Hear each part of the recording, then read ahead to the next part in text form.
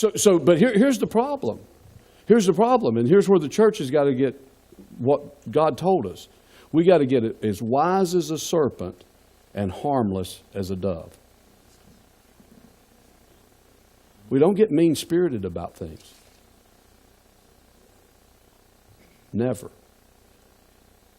We just don't. Here's the other thing we realize, and you better realize this, that when those fights are out there, you're not wrestling with flesh and blood. You're wrestling against principalities, powers, rulers in dark places. I've never in my lifetime seen such a spirit. I didn't say, let me be clear so nobody misquotes me. I did not say I seen the Antichrist. But I've never seen such a spirit of Antichrist. Again, growing up in the South, I mean, people may not agree with what you said about God and how you felt about God, but they would never feel like they had a personal endeavor to take you down because you did.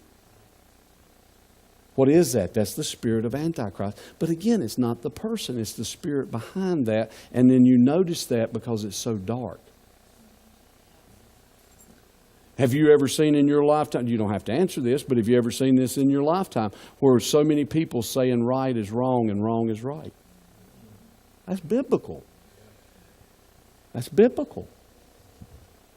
Years ago, I used to say this, and I'd even have preachers look at me funny like, wow, you just look at things differently. And I guess I do sometimes. But I still remember when God gave me the revelation, and you'll remember this. Jesus was on the Mount of Transfiguration, and he completely became pure white, and they could see him from the inside and out. The apostles were with him. God spoke second time while he was here on earth. Twice it happened. God spoke from him from heaven, said, "This is my beloved Son whom I'm well pleased. Hear him." Well, this was a great revival, if you will, on the mountain. It was such a great revival, the Apostle Peter said, "Hey, let's build some memorials. Let's stay here. This is good stuff." Are y'all with me?